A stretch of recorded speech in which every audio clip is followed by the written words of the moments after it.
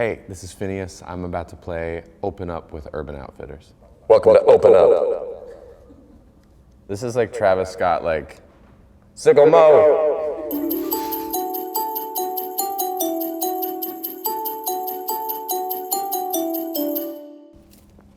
this one says for Hele. You said your dad used to make mix CDs for drives. What were some of the songs on those mix CDs?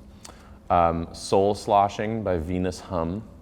It's a really good song from the soundtrack of Catch That Kid, the Kristen Stewart, Corbin Bleu movie where they were both like 13, where they rob a bank by rock climbing the walls of the vault. And Complicated by Avril Lavigne, which I was listening to as I parked my car today. She's so Canadian, and she says, when you strike a pose.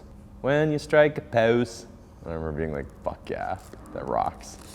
There's cute little things that this kind of looks a little bit like my dad. I know it's Bob Ross, but he has this amount of facial hair quite often. How did you know that now was the right time to release Blood Harmony as your debut EP? I didn't know if right now was the right time to release my debut EP, and if people don't like it, then I know that it was the wrong time to release it as an EP. And if people do like it and it does well, then it was the right time. But I just felt like it was the main reason I did it. Yeah. You asked your Twitter followers to make this face. Can you make the like atom bomb exploding out of the top of the emoji head face? The key is that the mouth shape is like half of a circle. So it's like that's the mouth. What else we got? A plush with a heatable pouch. I don't even, this is for like when I'm PMSing, what is this for?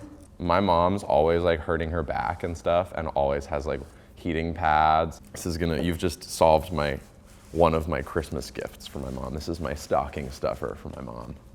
What is the best place to listen to Blood Harmony? I really like that question. My favorite place to listen to music is on car rides. Like a car ride you've made a bunch of times, like your house to your friend's house or something.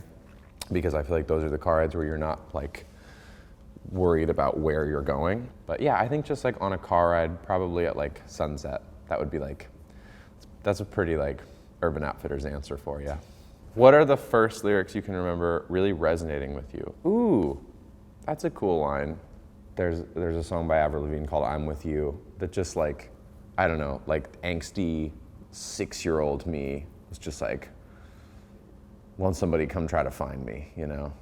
Somebody come take me home. Just in my parents' loving house and just like not wanting for anything, but like, yeah, like can't you see I'm broken? As a 6-year-old. Yeah, and then I think now I've talked about this a little bit with friends of mine. There's a Bon Iver song from the album 22 a Million where he just says, these will just be places to me now. That's such a true thing. Like there are things that are really significant to you in life, and then as soon as that significant thing is over, your relationship is over, or your job, you know, doesn't work out of that building. It's like you drive by that street and it doesn't have any significance to you, even though like for days and months you were like going there every day. So I like that line. And these are so squishy. I love these. Is there like whipped cream in there? What is that? These are so cute. We were in Japan last summer on tour, and we played a claw arcade game where you got boobs that looked like this, like a breast with a nipple, and they were made out of this material. Thank you for giving me all 7 of them. One for each of my dwarves. Cut that. You record your own surround sounds for your productions. What's the weirdest sound you've recorded and actually used in a track? On Billie's song Wish You Were Gay, a part of the snare is it's our knuckles cracking. That's kind of weird. And I feel like if that were somehow like known before people listen to the song, they would be all distracted by it, but because it just is a sound, people are like, yeah, that's a cool snap sound. And I'm like, yeah, it's our knuckles popping. That's kind of weird. Yeah, this rips. I feel like I see like Olivia O'Brien like sitting in her purple room, just like I don't exist, like all the time with this. So, coming for you, Olivia. I'm gonna join you in the club of sitting in my Hue bulb lit room, singing on my Walk Hard Dewey Cox microphone. Wow. Would you ever consider revisiting and reworking one of the very first songs you wrote? No, they weren't good. They were the first ones. That would be like going to like Anna Wintour or some fashionista and being like the first outfit you ever put on. Would you wear it today?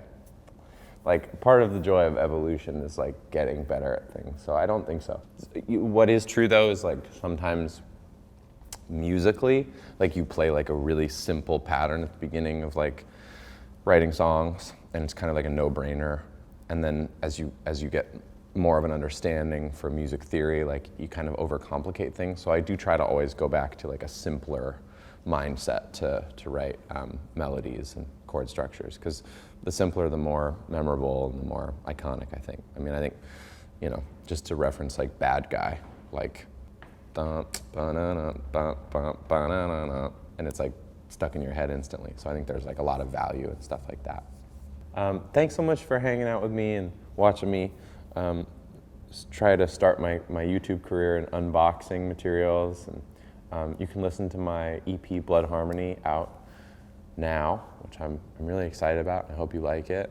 And if you really like the EP, tell all your friends. And if you don't like it, keep it to yourself.